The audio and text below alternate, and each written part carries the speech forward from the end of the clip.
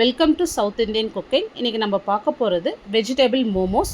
மோமோஸ்னாவே எல்லோரும் மைதாவில் தான் பண்ணுவாங்க. ஆனால் கொஞ்சம் ஹெல்த்தியாக வந்து நம்ம ரவை வச்சு பண்ணியிருக்கோம்.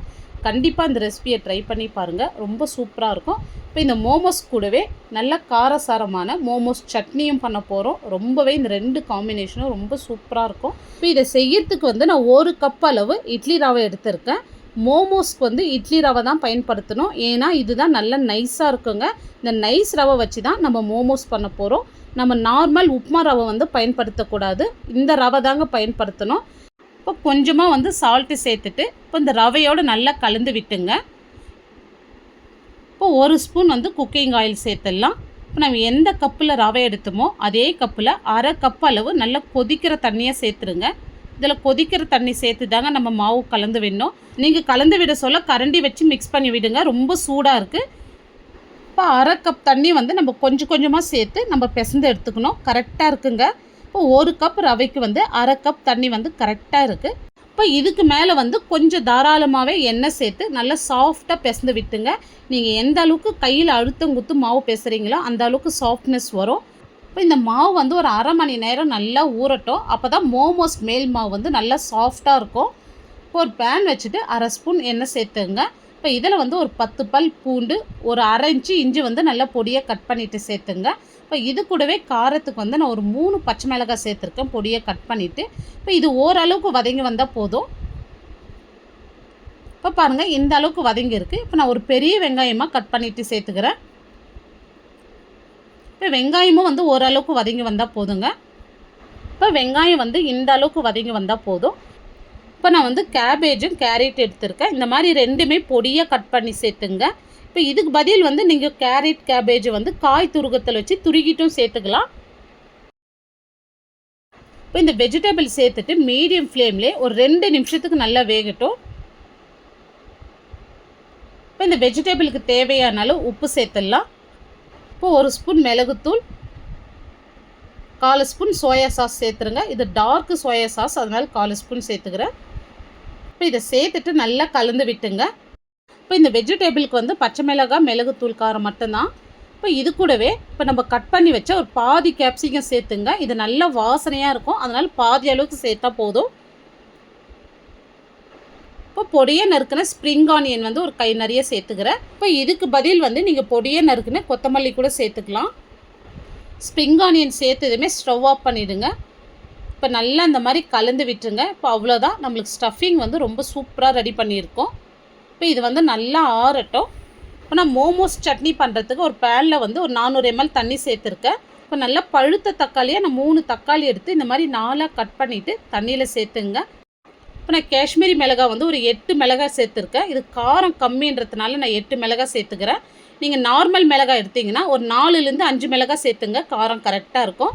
இது ஒரு 5லேருந்து 6 நிமிஷத்துக்கு நல்லா வேகட்டும் தக்காளி. இப்போ தக்காளி நல்லா வெந்திருக்கு பாருங்கள். இப்போ இதை வந்து ஆறின பிறகு இப்போ நம்ம வெளியே எடுத்து இதனுடைய ஸ்கின் எல்லாம் நம்ம ரிமூவ் பண்ணிடலாம், இது தேவையில்லை. இப்போ இந்த காம்பு பகுதி இந்த மாதிரி நம்ம நீக்கிடலாங்க, இந்த காம்பு நம்மளுக்கு தேவையில்லை. இப்போ இதை வந்து அப்படியே வந்து ஒரு மிக்ஸி ஜாரில் சேர்த்துடலாம். இப்போ தண்ணி எதுவும் இதில் சேர்க்காத இந்த அளவுக்கு நைஸாக அரைச்சிட்டு வந்துடுங்க. பாருங்கள், இந்த அளவுக்கு நல்லா நைஸாக அரைக்கணும். இப்போ ஒரு பேன் வச்சுருக்கேன். ஒரு பேன் வச்சுட்டு 1 ஸ்பூன் மட்டும் எண்ணெய் சேர்த்துங்க. இப்போ ஒரு 5 பல் பூண்டு வந்து நல்லா பொடியாக கட் பண்ணிவிட்டு சேர்த்துங்க. ஒரு சின்ன துண்டு இஞ்சி அதேமாதிரி பொடியாக கட் பண்ணிவிட்டு சேர்த்துங்க. இப்போ இது ஓரளவுக்கு மட்டும் வதங்கட்டும். இப்போ நம்ம அரைச்ச தக்காளி பேஸ்ட் வந்து அப்படியே சேர்த்துடலாம்.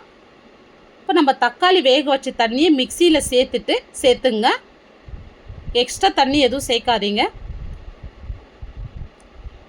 இப்போ பாருங்கள், இந்த அளவுக்கு திக்காக இருக்குது, இது கரெக்டாக இருக்குது. எக்ஸ்ட்ரா தண்ணி எதுவும் சேர்க்காதீங்க.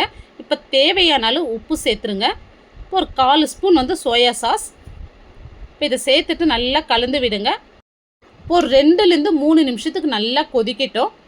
இப்போ நம்மளுக்கு புளிப்பு காரம் வந்து பேலன்ஸ் பண்ணுறதுக்கு 1 ஸ்பூன் வந்து நான் சுகர் சேர்த்துக்கிறேன். இப்போ பாருங்கள், நல்லா கொதித்து நல்லா திக்காய் வந்திருக்கு பாருங்கள். இப்போ இந்த அளவுக்கு வந்தால் போதும். இப்போ மோமோஸ் சட்னி நல்லா காரசாரமாக சூப்பராக ரெடி பண்ணியிருக்கோம். இப்போ நம்ம பிசைந்து வச்ச 1/2 மணி நேரத்துக்கு மேலே நல்லா ஊறி இருக்குது, நல்லா சாஃப்டாகவும் ஆகிருக்கு. ஒரு சின்ன கோலி சைஸ் அளவு மட்டும் மாவு எடுத்துங்க, ரொம்ப நிறைய எடுக்காதீங்க. கொஞ்சமாக வந்து மாவு தூவி விட்டு இந்த மாதிரி நல்லா மெலிசாக தேய்ச்சி எடுத்துங்க. எந்த அளவுக்கு மெலிசாக தேய்க்க முடியுமோ அந்த அளவுக்கு மெலிசாக தேய்ச்சி எடுத்துங்க. இப்போ இந்த மாதிரி ரவுண்டாக தேய்ச்சிட்டு இப்போ நம்ம ஸ்டஃபிங் வச்சிடலாம். கொஞ்சம் நிறையவே வச்சுங்க.